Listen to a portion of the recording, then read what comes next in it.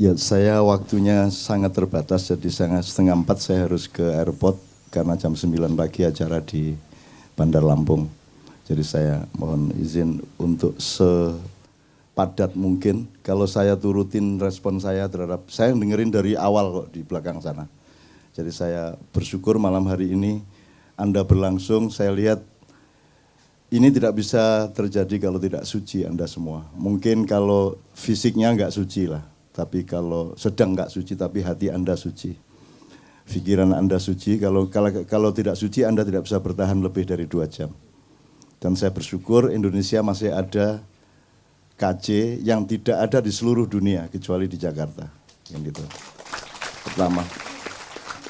Yang kedua gini, dan kafir sama ateis itu enggak sama. Ya, nah, Dadang kemarin ngaku kafir, sekarang ngaku ateis. Berarti dia tidak ngerti kafir, tidak ngerti ateis, sehingga tidak sah pengakuannya sebagai kafir maupun sebagai ateis. Itu menyebabkan dia tidak ada masalah sama Allah. Allah yang mengatakan, oh Dadang ngomong apa orang paham gitu. Jadi gini, dan kalau kafir itu ada Tuhan tapi diingkari. Tapi kalau ateis, Tuhan nggak ada. Ada Tuhan tapi disekutukan, tuh namanya syirik atau musyrik. Kalau ateis itu nggak ada Tuhan.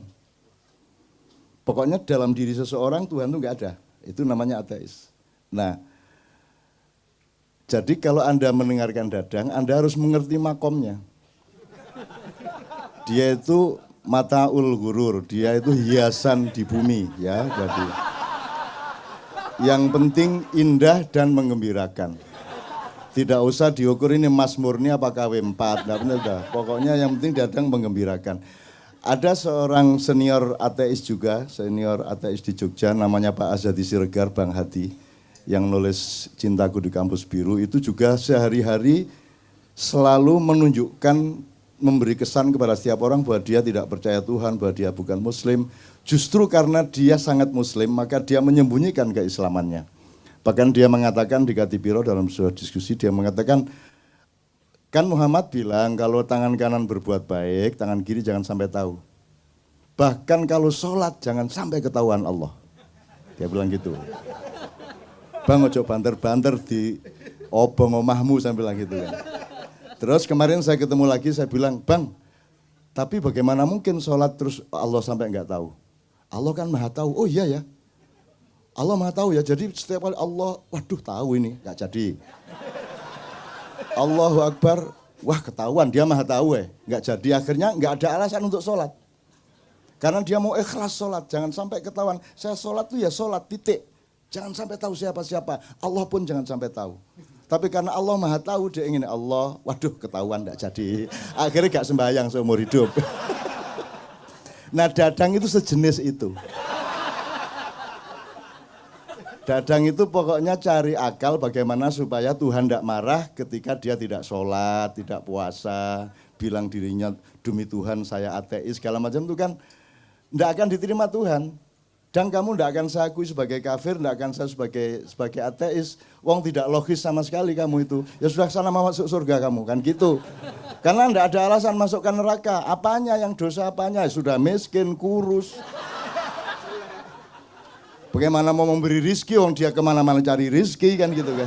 Tadi tenang ya, beres ya. Gitu. Jadi Dadang itu hiasan hidup. Anda harus melihat dia sebagai sumber kegembiraan itu pertama. Jadi gini Mas, gini aja sebenarnya nanti saya akan ngomong asal kenapa kok ada judul ini. Singkat kata asal usulnya itu Kadipiro, pusatnya Ma'iyah, koordinatornya itu kasih saran. Lingkaran-lingkaran Ma'iyah di Purwokerto, di Pemalang, di Semarang, Surabaya, Jombang, Malang, Jakarta dan semuanya itu diminta untuk 2 hal. Yang pertama, mengungkap kembali makna sejati dari Al-Quran mengenai jihad dan syahid. Syukur ada istilah-istilah lain, termasuk Islam itu apa, syirik itu apa, bid'ah apa, kalau bisa dielaborasi kembali, karena sudah dibiaskan dan dimanipulir habis-habisan. Nah sekarang Anda tahu orang bilang Allahu Akbar untuk nembak, Allahu Akbar untuk membunuh. Dan sekarang orang juga untuk menandakan Islamnya kan setiap kali masa ada. Supaya ketok Islam gitu kan. Dan gak karu-karuan. Istri saya Mbak Fia ke Bandung, dijebak oleh temennya ternyata ikut pengajian ibu-ibu. Terus ibu-ibu tanya, loh Mbak Novia tinggal di mana? Di Jogja Bu. Subhanallah di Jogja. Bojoku bingung hubungannya Jogja karo subhanallah itu apa? Tinggal di Jogja kok subhanallah itu loh. Ki podo lah iya. Kok tinggal di Jogja kok subhanallah itu sama dengan di TV.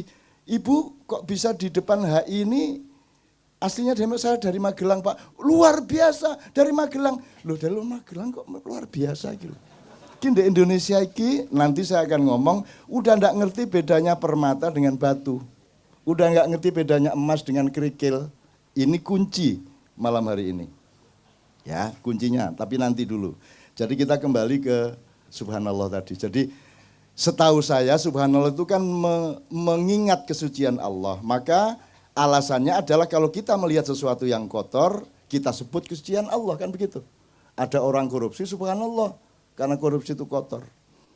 Kalau kalau astagfirullah jelas kita menemukan yang kotor dan buruk dalam diri kita maka kita bilang astagfirullah. Jelas, simple.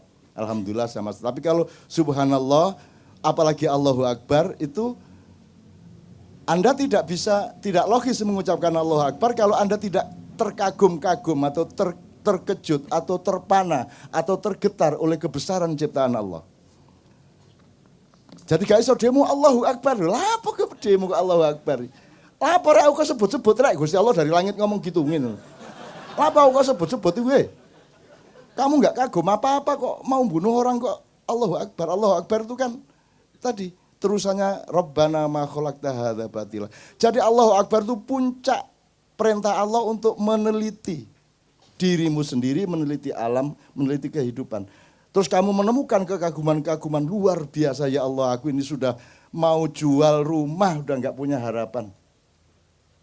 Loh ada loh teman yang nolong saya, Allahu Akbar. Kagum saya sama takdir Allah itu. Nah baru cocok Allahu Akbar. Maka kalau kamu Allahu Akbar, Allahu Akbar, Allahu Akbar. Itu kamu disuruh meneliti 1 bulan, maka iktikaf 1 bulan berpuasa, mengambil jarak dari materialisme, mengambil jarak dari mainstream. Kamu selama berpuasa, akhirnya kesucian dirimu itu menemukan hal-hal yang dahsyat dari kehendak Allah dan ciptaan Allah. Maka kamu tidak sabar untuk menunggu mengucapkan Allahu Akbar gitu. Iki meneng-meneng Allahu Akbar, ono apa Allahu Akbar? Iya nono ndas melaku dewe 5 ngono iku Allahu Akbar.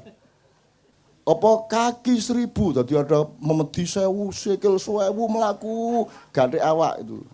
Utawa ana tangan ngene iki karo nyekel nyekel tekmu iki ya. Di kamar ngene iki. Dan seterusnya lah gitu ya. Tapi saya enggak akan berpanjang tapi intinya kalau kembali ke Mbak tadi, dia kan juga memaksudkan bahwa sesungguhnya Islam itu bukan sesuatu yang tidak bisa mata mengandalkan Islam. Mata diandalkan untuk jadi gini, saya tuh nggak bisa nuduh si teman saya ini kafir, wong saya nuduh dia muslim aja nggak bisa kok saya. Saya nggak punya data apapun mengenai dia. Saya bilang Ustadz muslim aja saya nggak berani kok. Jangankan saya bilang kafir, saya bilang dia muslim pun saya tidak berani. Jangankan dia, aku menyebut diriku muslim pun aku tidak berani. Karena itu prerogatifnya Allah untuk menilai aku ini muslim benar apa bukan. Lah kok saya menyebut diri saya muslim? Saya cuma berusaha. Saya berikhtiar, mudah-mudahan nanti lolos Allah. Lah kok saya ini ngafir-ngafir nanti. Itu namanya kafir. Orang yang mengkafir-kafirkan adalah orang kafir. Kenapa? Karena itu haknya Allah mengkafirkan. Karena Allah yang punya data, punya informasi, punya fakta, dan bisa melihat yang zahir maupun yang batin mengenai Islam tidaknya seseorang. Maka hanya Allah yang layak mengetahui seseorang itu muslim atau tidak muslim. Kalau ada orang mengatakan kamu kafir, itu berarti dia menutupi haknya Allah. Maka dia kafir, menutupi itu kafir. Makanya bahasa Inggrisnya cover bed, ya. Itu diambil dari bahasa Arab. Kafir itu asal-usulnya petani. Petani itu disebut kafir karena pekerjaannya menutupi tanah dengan tanaman. Terus diambil untuk istilah teologi. Jadi kafir adalah orang yang menutupi kebenaran Allah. Apalagi nggak hanya menutupi, tapi mengklaim haknya Allah dipakai oleh dirinya. Itu kafir mu'akkad dan mughaladhah. Kira-kira ngono ya, Rek ya. Jadi sekali lagi ya, makanya saya tidak pernah peduli Anda beragama apa. Anda otentik apa tidak gitu, Anda jujur apa tidak, begitu dok saya tahunya. Bagaimana saya tahu Anda Muslim? Apa mergo kupluan? Apa nih Muslim? Sekarang itu Masya Allah sudah sampai ke situ, kita ditipu selama 500 tahun sampai 700 tahun. Itu nanti kalau ada waktu baru kita omongkan yang 500 tahun, 700 tahun, meskipun tidak perlu eksplisit. Kita, saiki ono masjid, itu ono tulisan, yang belum khitan dilarang masuk masjid. Iki aku gak paham, kalau ada hukum kan harus ada prosedurnya. Harus ada perangkatnya, harus ada fasilitasnya. Terus carane ngecek uang wis sunat ta gurung ku ya apa? Masuk masjid, masuk ruangan. Buka. Akhirnya suwe-suwe pegel, sampun Pak. Gendeng ta iki wong kok iki.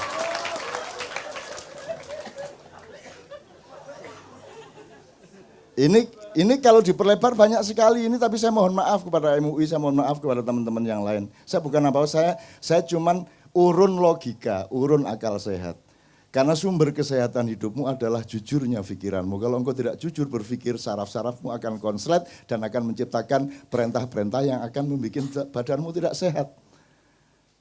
Teman sekalian, jadi sekarang ada sertifikasi arah kiblat, coba. Ya apa ya arah-arah ini? Iya kok kiblat itu jelas, mana ada orang sholat di Indonesia ngadep kiblat? Nggak ada. Ngadep ke barat, miring ke utara 24,5 derajat. Tapi nggak menghadap kiblat, kiblat di sana kok. Arab di sana Mas, di sana Mas, di sana Mas. Sembayang ngene. Ngene. Lah nek imame wis 70 tahun kate gak kelebok ngono ya apa kan. Mana kiblat? Kan jangan hanya bujur lintangnya juga kan begitu. Iki apa arek-arek? Sertifikasi halal barang kula. Aku setuju aja dan seneng ada dana banyak yang masuk dari sertifikasi halal. Cuman kan nggak masuk akal. Gini loh Mas, kalau di Kuala Lumpur, di Tokyo, itu kan 90% di jalan raya itu mobil. Maka kalau ada motor bahaya. Maka motor harus menyalakan lampu. Kan gitu. Maka dari jauh sudah kelihatan, tidak sampai tabrakan atau gesekan. Kalau di Jogja lah motor kabeh. Wah, mentrong sambrek. Ini ngapain dinyalakan? Mestinya yang dinyalakan yang minoritas. Betul enggak? Karena asumsi dasarnya ini mobil semua, kalau ada motor nanti enggak kelihatan bahaya, maka harus pakai lampu. Kalau di Indonesia lah, sekarang motor boleh kemana-mana, di mana-mana motor sing nyentrong loh. Apa enggak terbalik? Di Amerika mayoritasnya tidak muslim, maka asumsi dasarnya makanan itu haram, maka dibutuhkan sertifikasi halal. Di Indonesia mayoritas muslim, semua makanan relatif halal, maka yang dibutuhkan sertifikasi haram. Gimana sih?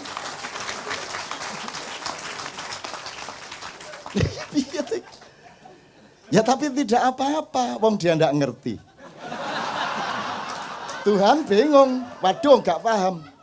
Engkau nyun sewu ketua MUI, kamu kok bikin begini? Kenapa? Kan seharusnya sertifikasi haram, kok halal? Loh ngoten ta? Mboten ngertos ya kula. Akhirnya masuk surga, wis mlebu wong gak paham kon gitu. Enak pokoknya. Jadi jadilah orang sebodoh-bodohnya orang, sehingga Anda tidak ada alasan pada dirimu untuk dimasukkan neraka.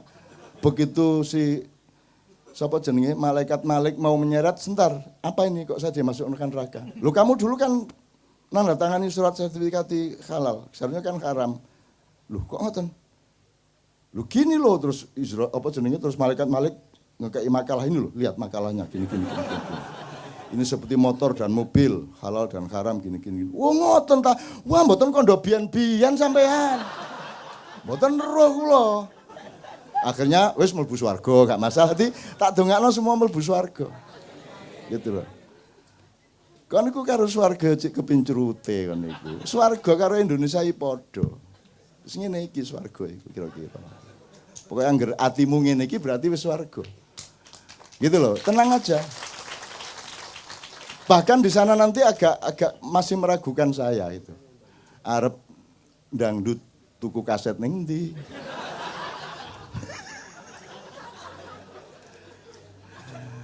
Wes nonton TV masa ono siaran TV ndek swarga gitu kan. Enggak, maksud saya itu mbok fokus sama Allah aja. Kalau Anda cari surga mungkin dapat surga, tapi belum tentu dapat Allah karena Allah nanti menjebak kamu. Alah kamu lak cari surga ndak cari aku. Jadi Tuhan malas betul masuk ke surga. Mana kok Tuhan ndak ada di surga ini? Terus karena orang bertahun-tahun kena untuk apa kita di surga tapi tidak ada Allah? Sia-sia ngono kabeh ngomong terus Allah ngangguk teko cendela, lah kon lak ndelok swarga kan ndelok aku. Wah. Salah. Kalau kamu cari Allah, hadiahnya surga. Jadi cari Allah aja. Ruwet itu cari surga itu, ruwet. Ya, yang diomongkan Sabrang tadi. Loh, teman-teman Kristen ya percaya kok kalau Muhammad itu nabi kan gitu. Sebenarnya syahadat itu bersaksi apa mengakui? Syahadat itu formal apa substansial? Substansial. Kalau substansial kan tidak tergantung kamu mengucapkan apa tidak. Sebab kalau harus mengucapkan ini tidak berlaku untuk orang bisu. Mangkel wong bisu. Ada jadilan, makan beling, makan padi, dimarahin, dibid'ahkan. Enggak ngasih makan nasi. Mbok daripada kamu membid'ahkan bawa nasi bungkus. Anane kula mangan beling niki mboten iso tuku sego, Pak. Timbangane sampean bid'ahno mbok sampean mriki nggawa sego ngono lho dul.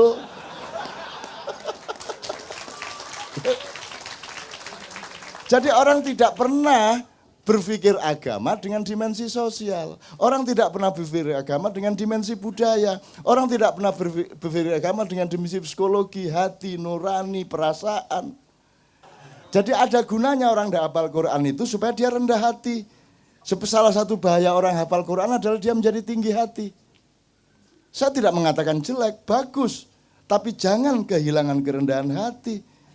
Kamu mentang-mentang punya ayat, tahu ayat ini, kamu menjadi tinggi hati.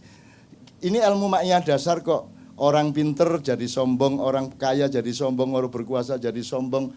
Sekarang yang paling bahaya, orang alim, orang soleh, hafal Quran, pinter qiraah, ngerti ayat hadis, menjadi sombong.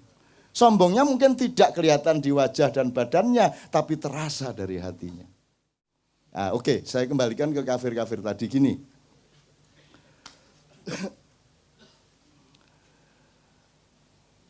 Kan tadi Tuhan tidak ada, Tuhan ada tapi diingkari, Tuhan ada tapi disekutukan. Kira-kira 3 itu ya, mungkin ada variabel-variabel. Ketika, ini kan bisa kata benda, kata kayak yang diomongkan Sabrang tadi. Loh, teman-teman Kristen ya percaya kok kalau Muhammad itu nabi kan gitu. Sebenarnya syahadat itu bersaksi apa mengakui? Hakikatnya itu bersaksi atau mengakui? Mengakui toh. Lah saiki kanca-kanca sing jarene nang Islam ki ya ngakoni lho nek Gusti Allah iku ya iko, ya toh. Muhammad iku ya nabi. Nek menurut Sabrang, nek ngono Islam bisa. Gitu loh. Kan tidak ada syarat Muhammadur Rasulullah, wa Isa Rasulullah, wa mulega atik ngono. Zulkifli, Zulkarnain, gak ruwet sadate dawa ngono kok. Nah, syahadat itu formal apa substansial? Substansial. Kalau substansial kan tidak tergantung kamu mengucapkan apa tidak. Sebab kalau harus mengucapkan ini tidak berlaku untuk orang bisu. Mangkel wong bisu.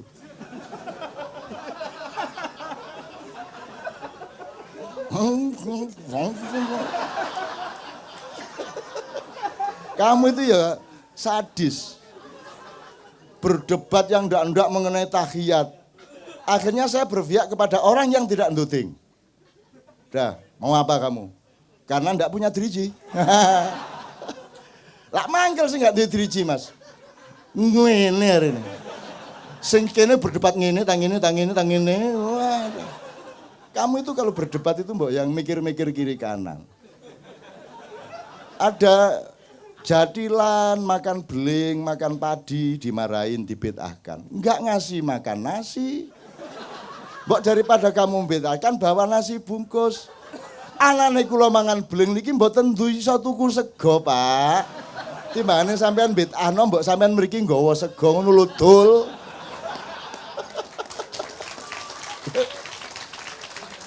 Jadi orang tidak pernah berpikir agama dengan dimensi sosial. Orang tidak pernah berpikir agama dengan dimensi budaya. Orang tidak pernah berpikir agama dengan dimensi psikologi, hati, nurani, perasaan.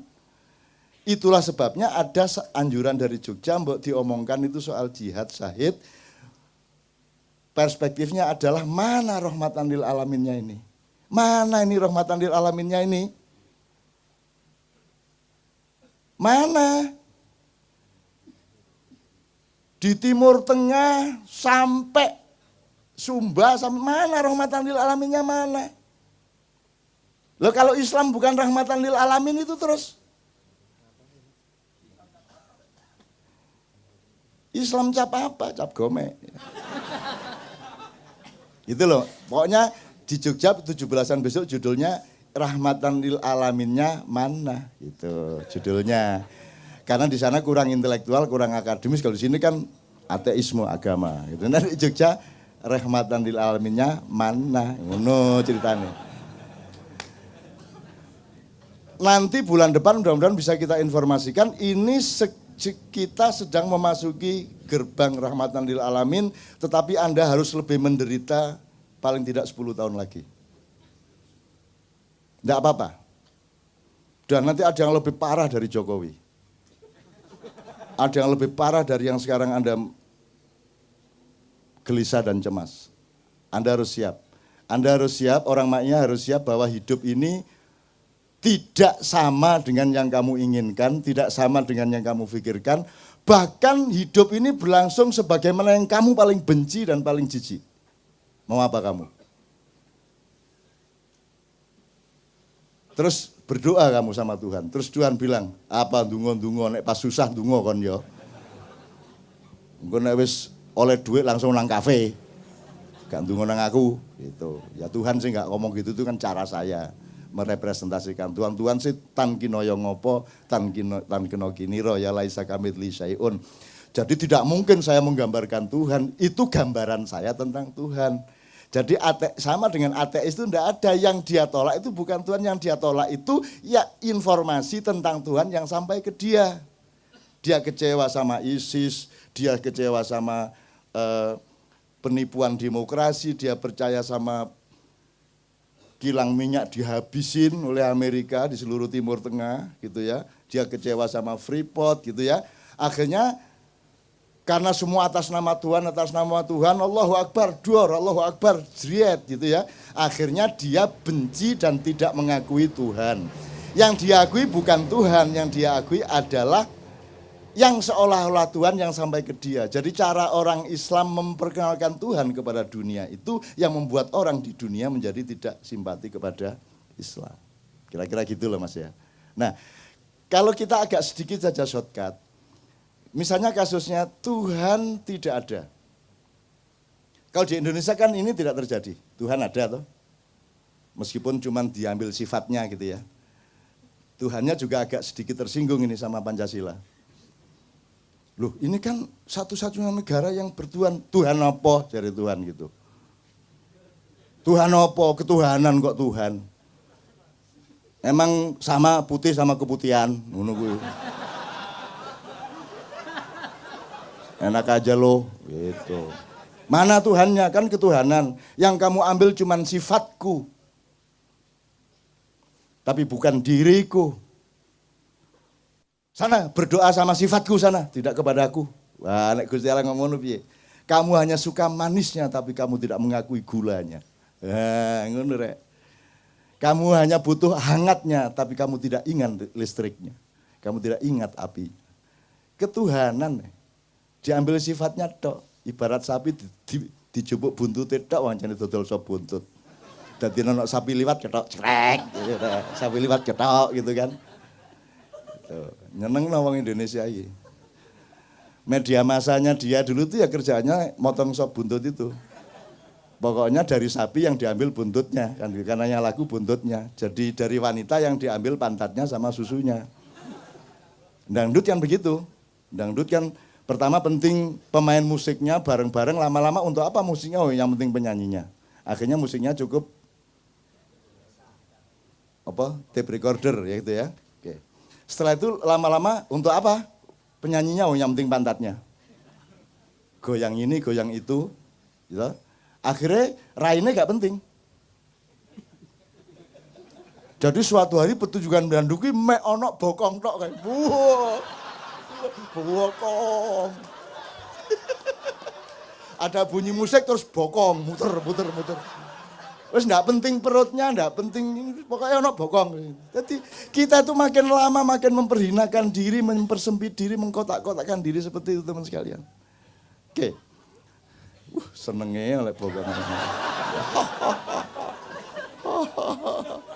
Lah ya daripada repot-repot itu enggak penting kok wajahnya Inul enggak penting toh. Dulu zaman awal dulu wajahnya Inul enggak penting kok wajahnya kayak apapun enggak masalah, yang penting pantatnya ngebor. Kan begitu. Jadi nek ngono ya wis lah bokong ae wis. Dadi nek iso TV ku pokoke nek syuting bokonge tok. Dadi bokong tok apik itu. Mbok sudah pragmatis seperti itu. Tuh. Nah, oke, sekarang agak lebih serius dikit. Saya coba potong-potong. Kalau Tuhan tidak ada kan tidak terjadi di Indonesia. Pokoknya ele-ele pokoknya anggap Tuhan ada. Sekarang Tuhan ada tapi diingkari. Atau Tuhan dianggap tidak ada, variabelnya ya. Kalau ada sebuah rapat anggaran dan Tuhan tidak diingat oleh orang yang rapat anggaran, berarti ateis itu rapat. Benar nggak? Kalau ada presiden mengambil keputusan dan selama dia memproses kemudian mengambil keputusan itu dia tidak melibatkan Tuhan sebagai pertimbangannya, berarti ateis dia. Karena ateisme itu sebenarnya adalah dinamika kata kerja. Kapan ada Tuhan, Anda tidak ateis. Kapan Tuhan tidak Anda libatkan, berarti Tuhan tidak ada, Anda tidak libatkan. Nah sekarang saya tanya sama Anda semua. Kadar ateisme politik kita itu seberapa?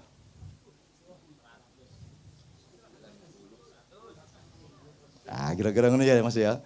Jadi maksud saya kamu dengan judul ini besok ke Bandung pulang, ke Tangerang pulang, ngelihat dengan mata pandang ini. Oh Tuhan tidak diajak runding, Tuhan tidak dijadikan pertimbangan, berarti ateis. Kan enggak terus jadi orang Islam tuh syahadat sekali terus Muslim, ya enggak dong. Gendeng ta? Enggak lah. Tuhan menunggu kesetiaan, karena konsistensi tadi itu. Apapun yang terjadi, Tuhan adalah faktor utama hidup saya. Subjek utama. Makanya sholat itu untuk latihan. Jadi kalau Anda di pasar, di warung, di kantor, Allah di sampingmu. Maka engkau menyebut ilaihi, ya, dia. Tapi kalau Anda sholat, Allah di depanmu, maka Anda menyebut iyaka na'budu wa iyaka nastan, karena Allah di depan kita berhadapan. Nanti ada peristiwa rohania di mana Allah bersemayam di dalam kesadaranmu. Ini kalau diteruskan menjadi thariqat la ilaha illallah, la ilaha illa anta, la ilaha illa ana. Nah, ini bahaya ini, jangan diumum-umumkan. Dadang seneng ini. La ilaha illa ana, la ilaha illa ana, la ilaha illa ana. Jadi Allah sebagai dalam tanda petik pihak ketiga, pihak kedua, dan pihak pertama. Itu untuk latihan. Supaya ketika kamu ngurusin kehidupan di pasar, di kantor, di tempat pekerjaanmu, Allah tetap menjadi faktor utama meskipun dia tidak di depanmu, paling tidak dia di sampingmu. Kalau dia tidak di sampingmu, dia ada di dalam dirimu. Makanya konsep manunggaling kawula lan Gusti di Jawa itu bukan raja bersatu dengan Tuhan, tetapi di dalam kesadaran si raja itu Allah sama hambanya Allah itu menjadi satu. Maka dia tidak berani khianat kepada Allah karena akan mencelakakan rakyatnya, dan tidak berani dia menyakiti rakyatnya karena akan diazab oleh Allahnya. Kan begitu namanya mangununggaling kawulan Gusti. Susahnya Raja Jawa 500 tahun tidak ngerti ini. Karena aslinya mereka bukan Raja Jawa. Nah, tapi kok kapan-kapan. Ini Jogja sedang konflik, keratonnya dan seterusnya. Tapi tidak usah lah, ini masalah kecil lah, masalah kecil. Ini, waduh kalau dibuka nih gawat ini. Pokoknya, tapi kira-kira ngono maksudnya yang itu Mas ya. Sekarang Anda mau jualan, Anda mau menghamili istri, Anda mau nyaur utang, Anda sedang pusing. Ketika Anda senang, libatkanlah Allah sebagai faktor utama di mana engkau bersyukur. Ketika engkau mendapat kesulitan, loh kok enggak melibatkan Allah, goblok men gue. Masa kamu dapat kesulitan, Allah bukan faktor utama. Apalagi dalam keadaan senang, kan gitu. Allah mengatakan bahkan barang siapa yang mengingatku, gimana Ustaz? Yang mengingatku pada saat berdiri maupun duduk. Kev, ayatnya Ustaz, Ana enggak hafal ini. Saya sengaja tidak menghafalkan supaya tidak terlanjur menjadi kiai. Terus nanti mereka nggak karu-karuan sama saya. Saya memang bisa saja. Alladzina yadhkuruna Allah qiyaman wa qu'udan wa ala junub.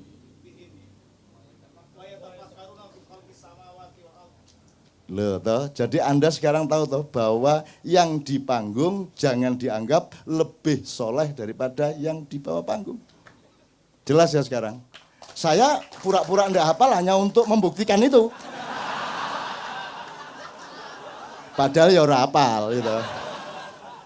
Jadi ada gunanya orang enggak hafal Quran itu supaya dia rendah hati. Salah satu bahaya orang hafal Quran adalah dia menjadi tinggi hati. Saya tidak mengatakan jelek, bagus. Tapi jangan kehilangan kerendahan hati. Kamu mentang-mentang punya ayat, tahu ayat ini, kamu menjadi tinggi hati.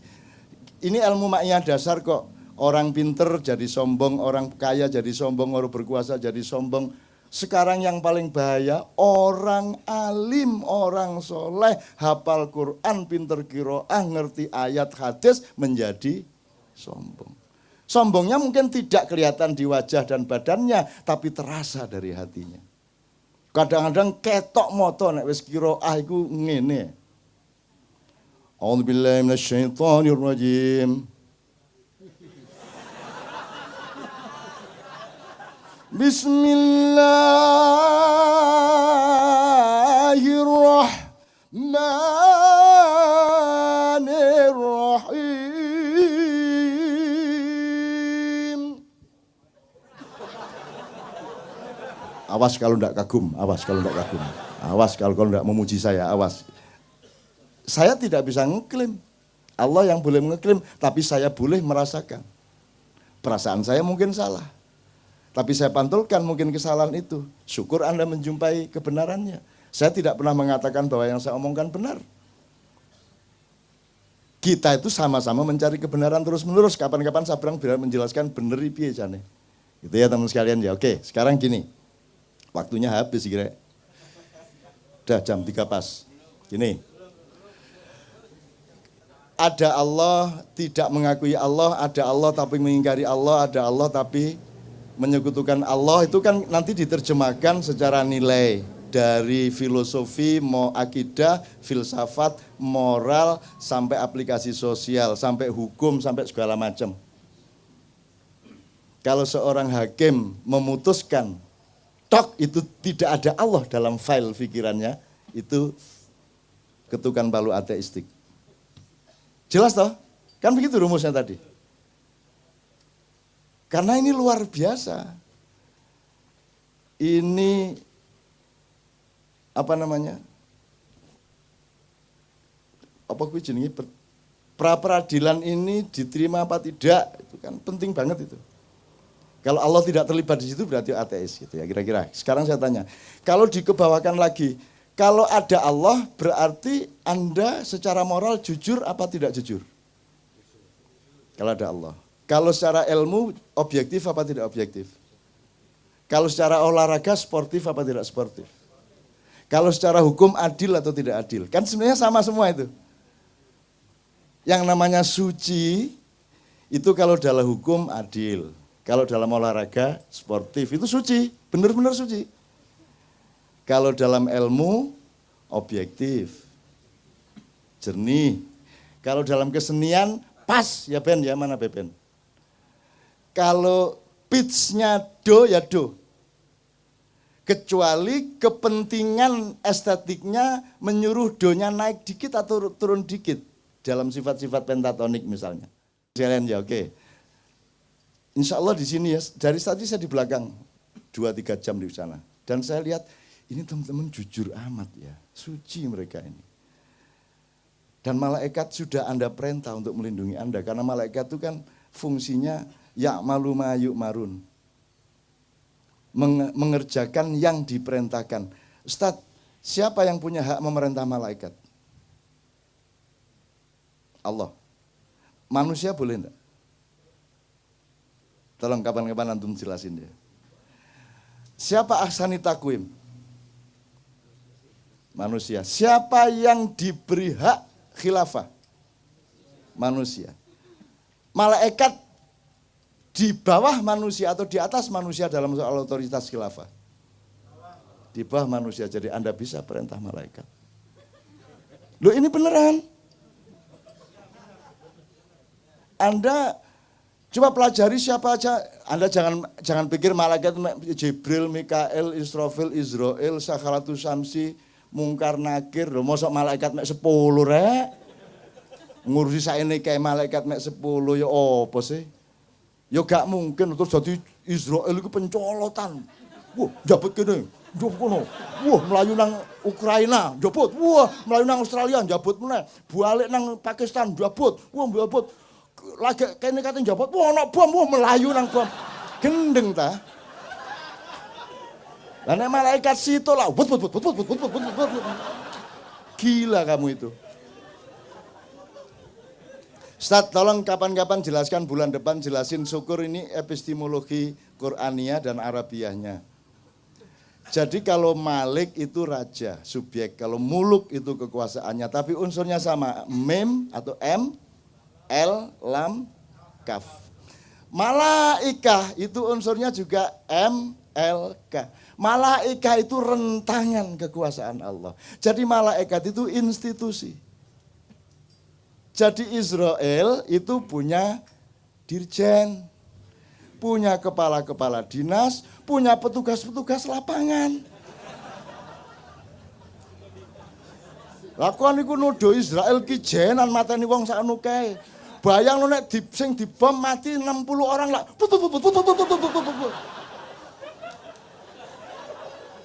Kan bareng matine. Gendeng arek-arek iki. Kurang ajar aku diarani ngono karo arek-arek. Bayangin itu. Wah kalau banjir Nuh itu yang mati berjuta-juta orang itu Israel. Wah speed tinggi pokoknya. Wah itu remeh mbuh piro itu. Gimana sih? Malaikat itu institusi. Gitu loh. Ada Perdana Menteri namanya Jibril, Menteri ini namanya Mikael, Menteri Penerangan namanya Israfil. Masa Israfil ini trompet terus, masa diciptakan Allah bermiliar-miliatan penggaweane mek ngene. Gendeng arek-arek iki. Mbok pikirannya hidup, nah pikirnya kan Anda berlatih untuk ludeng akalmu, betul enggak? Di sini ludeng enggak pikirannya? Aku tanya di tempat mana yang kamu bisa ludeng semerdeka-merdekanya tapi tulus seperti di sini. Begitu kamu ke kantor, bisa kamu mikir gitu? Kebuntu kan gitu kan? Di sini Anda ludeng, lah iya. Terus nodoh Israfilku penggaweane trombon. Dodot. Gendeng arek-arek. Itu berarti dia yang dia sound system. Dia loudspeaker of all information from Allah. Kan gitu. Jadi informasinya gak mek tuet-tuet tok. Engko dia terus usul, Gusti Allah mbok kula nyuling barang. Mosok nrompet tok itu kan. Engko dia nggawe proposal. Wah niku enten gamelan kula nggih tak ngegong ah. Arek-arek iki lho. Gimana ulama-ulama ini jelasin Islam ya Allah? Kok tidak boleh berkembang akal sehat itu? Gitu loh. Itu berarti dia yang menjadi duta informasi. Jadi al-khabirnya Allah itu melalui Israfil. Tapi khususan untuk Muhammad surat sakti itu Jibril langsung Perdana Menteri gitu loh. Terus saiki mergo wis gak ono wahyu, Jibril nganggur. Ngene iki.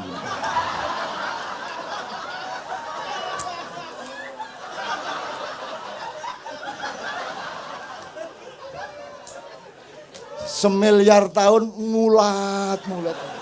Wis gak ono nabi ya. Nunggu saya dikai akal gak digawe gitu. Jadi Jibril mau manggal karo awakmu iku.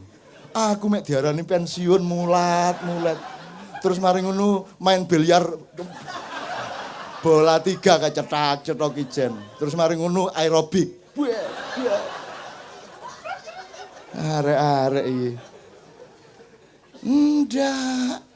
Makanya belajar madza al-wahyu wa ma adraka mal wahyu. Wahyu itu apa dipelajari dong. Kalau ilham itu apa, hidayah itu apa, fadilah itu apa, maunah itu apa. Dipelajari gradasinya, strukturnya, perangkat-perangkat dan persyaratannya. Kamu pikir Allah itu membikin terus Allah itu wah ngenteni jek suwe kira Jokowi. Wah jek suwe ki Soeharto. Bagi Allah seluruh kejadian yang kita alami dari Adam sampai kiamat itu cuman des ngono tok. Kalamhin bil basar. Sekejapan mata ngene gitu. Jadi ketepnya niki wis kita sudah berlangsung sekian triliun tahun. Itu sama dengan Nabi Sulaiman bikin sayembara, ayo siapa yang bisa bawa istana Bilqis ke sini. Terus Ifrit saya yang akan angkut memindahkan istana Bilqis ke sini. Berapa lama kamu membawa? Kata si Sulaiman alaihissalam. Sebelum baginda berdiri dari singgasana, istana sudah sampai ke depanku. Sulaiman kan menghormati jane wis kesuwen jane gitu, tapi dia enggak ngomong dia. Bisi aku tok kesuwen nun ya. Nggih aku.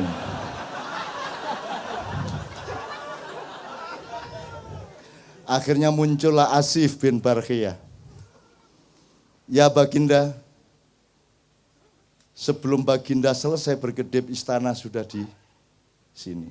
Terus Sulaiman gurung jawab, sudah di situ istananya. Jadi jin kalah sama manusia jauh. Dan malaikat disuruh Allah taat kepada khalifah. Makanya yang bikin proposal malaikat kepada Muhammad, kepada Ibrahim. Yang bikin proposal malaikat. Gunung bikin proposal kepada Muhammad. Ya Rasulullah, engkau dipanah oleh orang-orang kafir itu sehingga lehermu luka. Sehingga pundakmu sengkleh dan engkau dievakuasi masuk ke gua Uhud. Mohon perkenankan aku untuk menjatuhkan, menggugurkan batu-batuku supaya menimpa pasukan-pasukan kafir itu. Terus malaikat Sang Hyang Bayu, Sang Hyang, macam-macam datang. Rasulullah izinkan, saya tak ngebes. Ngebes itu artinya badai. Saya tak nyunami. Wus macam-macam bahasa nih. Terus ruang sana nek malaikat cara apa? Kamu pikir siapa yang mengajari malaikat ngomong? Tahu benda ini, benda itu. Ustaz, apa ayatnya? Adam diajari Allah, Adam mengajari malaikat. Jadi karena kejadian air yang naik ke darat itu namanya tsunami, ya ada yang ngomong, kalau tak nyunami nggih Kanjeng Nabi ngono. Wah, aku krungu dhewe rek. Pokoknya menawarkan bikin proposal mohon izin kepada Muhammad SAW untuk ikut membantu Muhammad menghancurkan orang-orang kafir. Muhammad mengatakan, tolong jangan lakukan. Sebab kalau Allah perintahkan pasti dia juga perintahkan saya, kamu akan saya suruh, tapi jangan lakukan. Karena aku sudah terlanjur mendoakan agar yang melukai saya tadi nanti punya cucu menjadi pemimpin Islam. Gitu loh. Jadi kalau orang utang tidak bayar-bayar, doakan ya Allah, jadikanlah anak dia besok-besok orang yang murah hati memberi uang sebanyak-banyaknya kepadaku. Ngono. Wong ditagih gak kena, ya toh.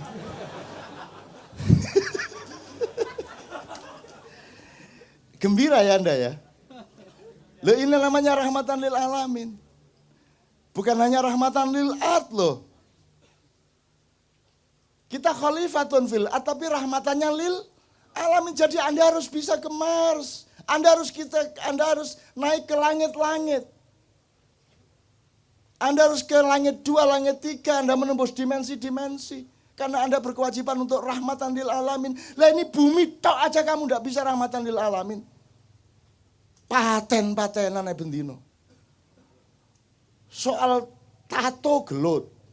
Ayo tatoan gak oleh wudu. Gitu toh?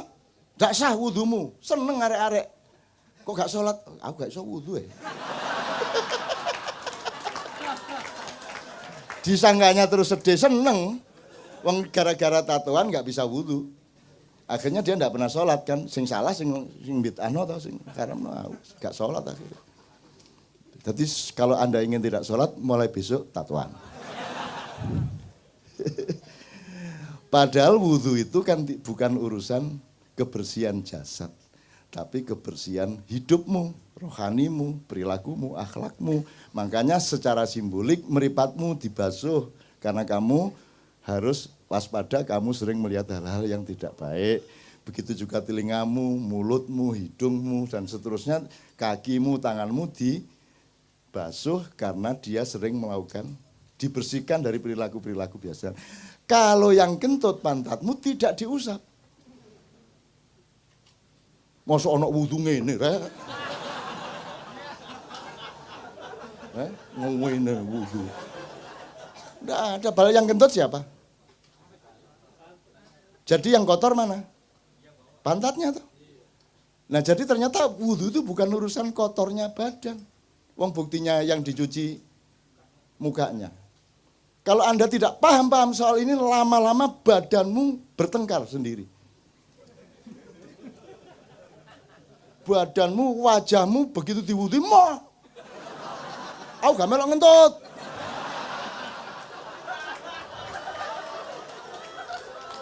Terus ngene, iya. Ku, selet iku sing ngentut dudu aku e.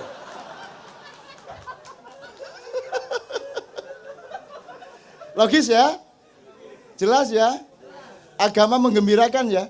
Paling tidak menjadi rahmatan lil alamin pada dirimu, pada keluargamu, wis alhamdulillah. Kalau itu sudah kamu alami setahun 2 tahun, kamu adalah rahmatan lil alamin bagi tetanggamu, bagi semua yang ketemu dengan kamu. Kan begitu. Kalau Anda sudah mendapat cahaya, lama-lama Anda menyatu dengan cahaya, lama-lama Anda menjadi cahaya. Kalau Anda sudah menjadi cahaya, tidak perlu bersinar. Kalau Anda sudah bersatu dengan Allah, Anda tidak butuh iman. Gendeng lagi. Terus YouTube, MH, tidak butuh iman. Saya ditanya wartawan MI. Cak, kalau puasa Mbak Novia memasakkan apa? Kalau buka. Terus aku jawab, pokoknya saya itu enggak ingin yang susah-susah. Maksudnya, ya misalnya daging ayam itu kan kudu betot, dicekel apa? Belungnya terus wis angel Mas, aku tempe tahu wis gampang, bleng ngecapi cepet. Terus besok keluar di koran MI. MH2 saya anti daging. Pilih mana, negaramu bubar atau pernikahanmu bubar? Kalau Anda sudah mendapat cahaya, lama-lama Anda menyatu dengan cahaya, lama-lama Anda menjadi cahaya. Kalau Anda sudah menjadi cahaya, tidak perlu bersinar. Oh, tak terusno gendeng kan. Kalau Anda sudah bersatu dengan Allah, Anda tidak butuh iman. Gendeng lagi. Terus YouTube, MH, tidak butuh iman. Wow, titik 2. Dipotong meneh, so buntut. Maksud saya, iman itu kan jalan, jembatan untuk kamu berjumpa. Supaya kamu tidak ragu-ragu terhadap perjumpaan denganku, kata Allah. Maka kamu menyatu dengan Allah. Kalau kamu hidupmu sudah terus-menerus ludeng Allah dan kamu secara dialektis, kamu tidak butuh iman lagi. Loh, ngarepe ngono iku. Ojo terus MH anti iman. Loh, gendeng arek-arek iki. Saya ditanya wartawan MI. Cak, kalau puasa Mbak Novia memasakkan apa? Kalau buka. Terus aku jawab, pokoknya saya itu ndak ingin yang susah-susah. Maksudnya, ya misalnya daging ayam itu kan kudu betot, dicekel apa? Belunge terus wis angel gue Mas. Aku tempe tahu wis gampang, bleng ngecapi cepet. Terus besok keluar di koran MI. MH2 saya anti daging. Apa ini? Saya anti daging. Oh, jangan vegetarian, naruno terusan akhirnya. Saya enggak vegetarian.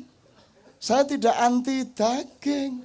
Bayangin kalau saya vegetarian dan saya yakin kepada vegetarianisme, terus semua manusia itu vegetarian, dunia akan hancur. Lah terus PT gak dibelah.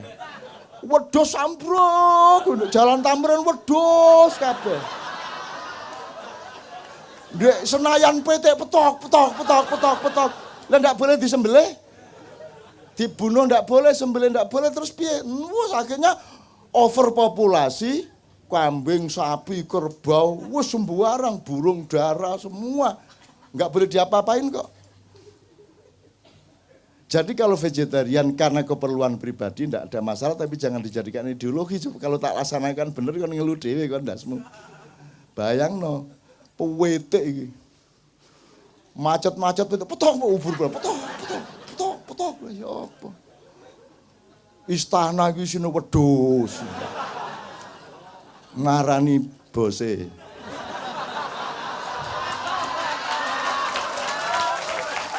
Ngono upamane ya. Oke, sekarang saya tanya, iki wis entek waktune rek aku wis kudu nang airport iki rek. Oke. Anda di sini jujur insyaallah ya. Berarti Anda sama Allah kompatibel, luding dia pada Anda. Ya. Sekarang saya tanya, kalau di rumah berapa persen bisa jujur? Di rumah tanggamu sama istri, sama suami, sama anak, berapa persen bisa jujur? Nggak usah kamu jawab, cukup di batin. Begitu kamu ke kantor, berapa persen jujurnya? Kamu kalau jujur di kantormu, hancur apa jaya? Kalau kamu jadi anggota DPR, dibutuhkan kejujuran berapa persen? Mana yang lebih dibutuhkan, kejujuran atau kekejaman? Mana yang dibutuhkan, kesantunan apa ketegaan hati? Jadi di negara ini, di mana tempat kejujuran? Di mana tempat kesucian? Di mana tempat kemurnian? Di mana tempat objektivitas? Di mana tempat keadilan? Hanya di sini. Pas Jumat kedua tok. Nanti pulang ya nggawa gak jujure dhewe. Ngerti teman sekalian ya? Bisa Anda teruskan negara yang tidak ada tempat untuk kejujuran. Bisa Anda teruskan. Apa yang salah sebenarnya?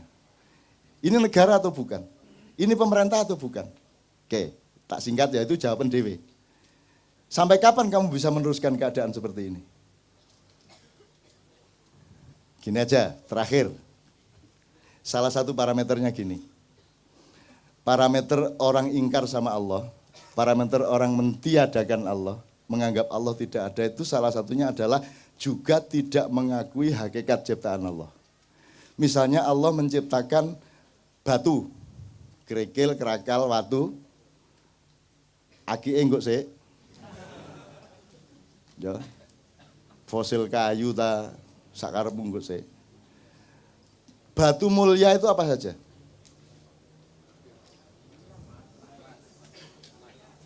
emas, intan, berlian. Oke, mau milih apa? Intan gitu ya? Intan ya? Oke, 3 aja kita ambil 3 dari variabel ini. Intan, emas, batu. Kalau intan, emas, batu, Anda bisa nggak ngukur dengan mata Anda ini emas beneran atau tidak? Nggak bisa ya? Ini berlian harganya mahal, itu gimana caranya kamu ngukur? Jadi yang benda kelihatan mata saja Anda tidak bisa ngukur. Sekarang Anda tahu nggak bahwa manusia itu dibikin oleh Allah, ada yang berkualitas batu, ada yang berkualitas tembaga, silver apa namanya? Perak, emas, berlian, intan, mutiara. Betul enggak? Percaya enggak Anda? Bahwa ada manusia mutiara. Siapa contohnya manusia mutiara? Muhammadun Basyarun. Laisakal Basyari. Bal huwa yaqut bainal hajari. Muhammad itu makhluk. Tapi dia bukan sembarang makhluk. Dia bukan makhluk biasa. Dia adalah mutiara di tengah batu-batu. Tak persingkat ya Mas ya. Sekarang orang ngerti nggak bedanya manusia batu sama manusia mutiara? Diajarkan nggak di sekolahan? Untuk membedakan manusia bermutu dan tidak diajarkan nggak? Orang sekarang ini, rakyat Indonesia ngerti nggak bedanya manusia batu sama manusia mutiara? Nah kalau tidak, tolong simulasi. Bangsa yang tidak mengerti bedanya batu dengan mutiara, itu bisa terjadi apa pada mereka? Sebab nanti ada mutiara yang dibuang. Karena toh orang tidak mengerti mutiara. Ada batu yang dimutiara-mutiarakan dengan pencitraan melalui Kompas, Tempo, dan lain sebagainya. Terus Anda semua percaya itu mutiara. Cuman dikasih warna kuning supaya seperti emas dan Anda percaya dia emas. Terus Anda harus pakai demokrasi, dan demokrasi itu biar seon emas sama seon batu sama. Satu suara. Demokrasi itu lahir dari bangsa yang tidak mengenal kemutiaraan manusia. Saya enggak provokasi ya. Di Quran itu yang disebut Allah apa? Ini Mas, sudah nikah? Belum? Mbak sudah nikah? Belum? Kok kabeh perawan ya apa? Ya ono Habib Anis iki. Udah nikah? Udah. Lebih penting mana, negara apa nikah? Nikah, jelas ya? Umumkan tuh kepada setiap orang, bahwa negara kalah penting. Sekarang pilih mana, negaramu bubar atau pernikahanmu bubar? Dah jelas. Jadi kamu memberi bobot sesuatu itu mesti ngerti mana emas, mana mutiara, mana batu. Kalau kamu tidak mengerti itu, kamu akan celaka. Lebih parah lagi seterusnya. Nah sekarang ini yang terjadi adalah, untuk apa saya ambil emas mahal, susah nyarinya. Mbok sudah saya ambil batu saja, tapi tak cat seperti emas. Itu yang terjadi. Musik ya gitu, DPR ya gitu, pemerintah ya begitu, kan yang dicarikan batu-batu. Jadi kalau kamu sekarang oleh Allah diberi karomah, sehingga Anda adalah mutiaranya bangsa Indonesia, Anda harus siap untuk sengsara, siap untuk tidak dianggap. Karena yang berkuasa dan yang punya duit tidak akan mau membeli Anda karena terlalu mahal harga Anda. Mending ambil batu dianda-andakan, ngerti nggak? Ngerti ya? Oke. Sementara enggak ada orang marah, orang juga nggak ngerti kok bedanya emas sama. Jadi teman-teman sekalian, di Ma'iyah ini nomor 1 adalah tolong belajar kualitas manusia. Tolong mempelajari mana manusia batu, mana manusia mutiara, mana emas. Zaman kalau di Quran hanya disebut ada raja. Dan raja itu yang menentukan sebenarnya Allah, yaitu kalau orang rakyatnya sudah mengetahui, oh itu memang orang mutiara itu. Sulaiman itu memang mutiara. Yusuf itu memang mutiara. Daud itu memang mutiara. Semua orang mengakui dengan jujur. Maka dia rajanya memang. Tidak perlu pemilihan. Pemilihan itu terjadi karena Anda tidak ngerti bedanya mutiara sama saya bukan anti pemilu. Tapi kalau diterusin memang anti pemilu. Tapi saya tidak mengatakan begitu. Bahwa outputnya seperti itu bukan salah saya. Nah sekarang Anda mau pilih mana? Di Quran tidak ada disebut kecuali kerajaan dan raja. Dan Anda ditipu selama 500 tahun ini. Anda pikir yang di sana itu kerajaan itu bukan kerajaan, itu bukan raja. Raja enggak begitu. Raja punya kualitas, raja punya wibawa. Kalau pakai terminologinya Ronggo Warsito ya, Satrio Pinandito, Sinisian Wahyu. Sinanding Wahyu, enggak apa-apa, Sinisian, Sinanding bodoh sama. Jadi Anda harus bisa melihat. Nah sekarang mutiara-mutiara justru dihancurkan. Apakah dia inovator teknologi? Harus dihancurkan. Apakah dia wartawan kreatif? Dikeluarkan. Karena Anda mutiara. Anda mau jujur, mau jernih, mau berbinar-binar seperti mutiara, Anda dikeluarkan. Yang dibutuhkan batu-batu yang dipoles. Karena sekarang yang nomor satu pencitraan.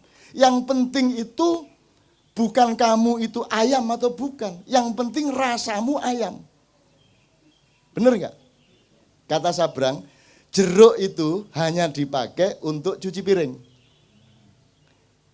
Nah yang diminum orang itu yang rasa jeruk. Gendeng ngomong saya. Apalagi orang Jawa, ini sedang periode di mana orang Jawa memperhinakan dirinya. Kalau ada sinetron yang paling rendah derajatnya pasti orang Jawa. Kalau pembantu rumah tangga harus orang Jawa. Kalau pelawak yang dibodoh-bodohkan pasti orang Jawa. Bahwa bahasa yang paling jelek adalah yang medok. Sehingga orang Jawa pun kalau di televisi menjawa-jawakan dirinya, bagaimana kamu kok baru datang sudah malam begini. Ya gak ada orang Jawa ngomong ngono rek. Dimedok-medokkan. Jadi dia bikin jeruk, tanaman, bikin jambu, bikin opo, ternak lele. Engkok nek wis ada jeruk yang bagus disebut jeruk Bangkok. Pokoknya nek Jawa itu saya ngelek dewe. Begitu apik nek gak Bangkok, Bombay, apa meneh? Jumbo, Mandarin kan gitu. Pokoknya yang istimewa, yang mutiara disebut luar negeri. Nah Anda bulan depan harus mulai tahu bahwa Anda ini direkayasa untuk ditutupi, dimusnahkan, dipendem, dihancurkan, disembunyikan dalam waktu yang sangat lama, 500 sampai 700 tahun tergantung cara kita melihat bagaimana, tetapi ini sudah sampai hampir ujungnya dan kita akan menemukan zaman yang baru sesudah itu. Insya Allah tidak lama lagi. Yang sehat badanmu, yang sehat, doakan saya juga sehat. Ini sudah berakhir, akan berakhir, tapi kita masih akan lucu enggak karu-karuan beberapa tahun ke depan ini. Terus lucu sampai jangan guyu. Itu ya teman-teman sekalian ya. Pokoknya mutiara dan batu ya tolong diingat. Itu aja kira-kira saya kira saya harus segera ke airport. Saya mohon tidak bersalaman malam hari ini karena engkau sudah rohani ya. Kalau engkau masih membutuhkan tangan, jasad dan materialku, engkau rendah. Tapi karena engkau dan aku sudah mengalami pertemuan rohani yang agung, maka tidak perlu bersalaman secara langsung. Itu caranya mergo kati kepingin cepet-cepet. Loh ya kan gitu, orang hidup kan mesra ya kalau begitu kan. Ya kan berarti aku sudah menyalamimu ini sekarang. Gitu ya. Tak doain semua Anda di sini akan oleh Allah dibuka seperti Rasulullah dibuka oleh Jibril dada dan kepalanya. Amin. Hidupmu akan semakin terbuka. Kapan Anda butuh, Anda dapat dari Allah. Kapan Anda ada kesulitan, langsung Anda ketemu kemudahannya. Amin ya rabbal alamin. Saya mohon kita semua berdiri, Ustaz, mohon didoakan.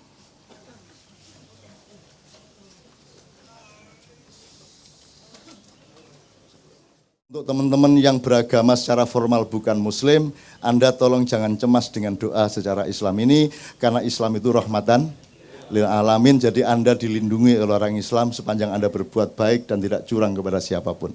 Allahumma salli wa sallim ala sayyidina Muhammad wa ala ali sayyidina Muhammad. Innama amruhu idza arada syai'an ay yaqula lahu Innama amruhu idza arada syai'an ay yaqula lahu Innama amruhu idza arada syai'an ay yaqula lahu kun fayakun. Anda dan dari darah Anda serta dari konsentrasi hati Anda. Allahumma sholli wa sallim ala sayyidina Muhammad. Untuk teman-teman yang beragama secara formal bukan muslim, Anda tolong jangan cemas dengan doa secara Islam ini, karena Islam itu rahmatan lil alamin, jadi Anda dilindungi oleh orang Islam sepanjang Anda berbuat baik dan tidak curang kepada siapapun. Fadhil Ustaz. Al-Fatihah. A'udzubillahi minasyaitonir rajim. Bismillahirrahmanirrahim. Alhamdulillahirabbil alamin arrahmanir rahim maliki yaumiddin. Iyyaka na'budu wa iyyaka nasta'in ihdinas siratal mustaqim siratal ladzina an'amta 'alaihim. Astaghfirullahalazim astaghfirullahalazim astaghfirullahalazim. Allahumma shalli ala sayyidina Muhammad wa ala ali sayyidina Muhammad. Allahumma taqabbal minna salatana wa siyamana wa ruku'ana wa sujudana wa qu'udana wa tadarru'ana wa tahassu'ana wa tamim taksirana ya Allah ya Rabbal Alamin. Allahumma antas salam wa minkas salam wa alaika ya'udus salam fahayyina Rabbana bis salam wa adkhiluna jannata darus salam. Tabarakta Rabbana wa ta'alaita ya dal jalali wal ikram. Ya Allah ya Rahman ya Rahim, ya Malik, ya Kudus, ya Salam, ya Mu'minul Muhaiminul Azizul Jabbarul Qahhar. Wahai pemilik alam semesta raya yang memiliki jiwa-jiwa kami, maka jadikanlah jiwa-jiwa kami yang jauh dari kesan untuk kami membangkang kepadamu. Jadikanlah malam ini malam yang penuh dengan keberkahan, malam yang penuh dengan makna untuk menghadirkan hidayah kepada kami semua. Ya Allah ya Rahman ya Rahim, ampunilah dosa-dosa kami, dosa kedua orang tua kami, dosa guru-guru kami, dan dosa orang-orang yang menghendaki dosanya diampuni pada malam ini. Oleh karena itu ya Allah, bukakanlah pintu hidayah, inayah, dan karomah kepada kami yang jujur pada malam ini.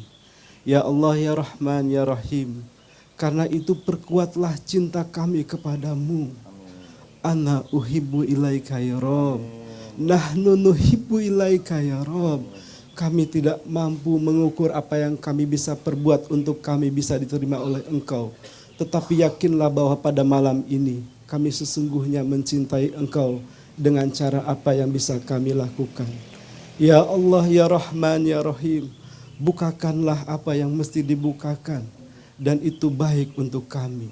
Tutuplah apa yang mesti ditutup karena itu tidak baik untuk kami. Ya Allah ya Rahman ya Rahim, di bawah bimbingan pembimbing kami Kiai Cak Nun, insya Allah mudah-mudahan kita semua mendapatkan makna pada hari ini dan dihadirkan kembali dalam satu kehadiran yang penuh dengan kerinduan. Panggillah kami dalam kerinduan yang penuh dengan kerinduan kepadamu ya Rob, untuk kami bisa bertemu denganmu dalam satu ucapan salamun qaulam mir rabbir rahim. Rabbana zalamna anfusana wa illam taghfir lana wa tarhamna lanakunanna minal khasirin. Irhamna ya arhamar rahimin, irhamna ya arhamar rahimin, irhamna ya arhamar rahimin. Rabbana atina fid dunya hasanah wa fil akhirati hasanah wa qina azabannar. Subhana rabbika rabbil izzati amma yasifun wa salamun alal mursalin walhamdulillahi rabbil alamin. Al-Fatihah. A'udzubillahi minasyaitonir rajim. Bismillahirrahmanirrahim. Alhamdulillahi rabbil alamin arrahmanir rahim maliki yaumiddin iyyaka na'budu wa iyyaka. Teman-teman sekalian, 2 menit. Insya Allah karena Anda sudah mempersembahkan kesucian hati, kejujuran pikiran, kearifan budaya, dan kesabaran mental selama 8 jam penuh untuk umat manusia, untuk bangsa Indonesia, untuk makna rahmatan lil alamin, maka insya Allah Anda sekarang punya hak untuk memohon khusus untuk keperluan Anda pribadi dan keluarga atau apapun yang menyangkut kehidupan Anda. Bayangkan, renungkan, dan ucapkan di dalam hati masing-masing apa yang Anda perlukan dari Allah. Anda mohonkan kepada Allah. Mudah-mudahan Allah tidak tega untuk tidak mengabulkan karena Anda telah membuktikan cinta Anda yang luar biasa, kesabaran yang luar biasa demi umat manusia, demi bangsa Indonesia, demi rakyat dan rahmatan lil alamin. Semua nanti ucapkan kun fayakun supaya Allah mengabulkannya betul. A'udzu billahi minasy syaithanir rajim.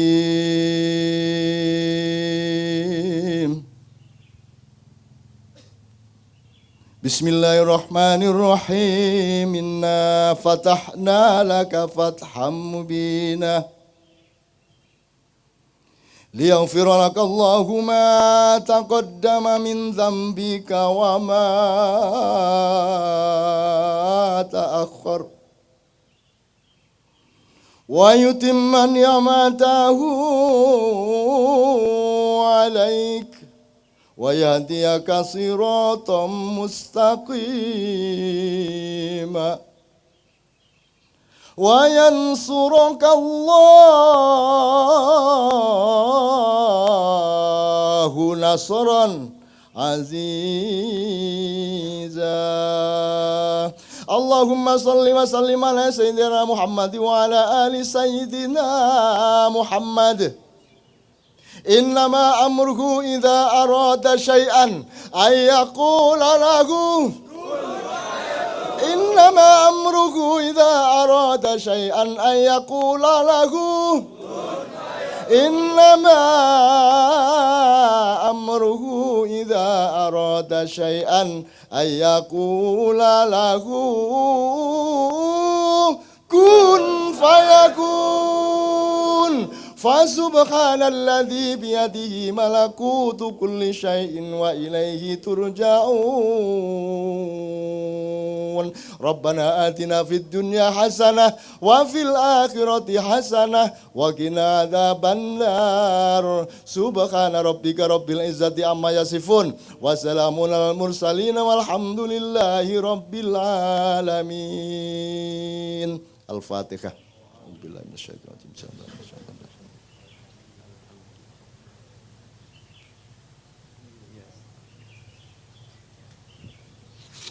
Mudah-mudahan bulan depan Allah membukakan ilmu tentang masa silam kita untuk supaya Allah mengizinkan gerbang masa depan kita semua secara lebih terang benderang dengan kecerdasan sejarah. Amin ya rabbal alamin. Assalamualaikum warahmatullahi wabarakatuh. Cukup mas, cukup ya. Benar-benar mas. Tolong mas. Iya. Tolong mas ya.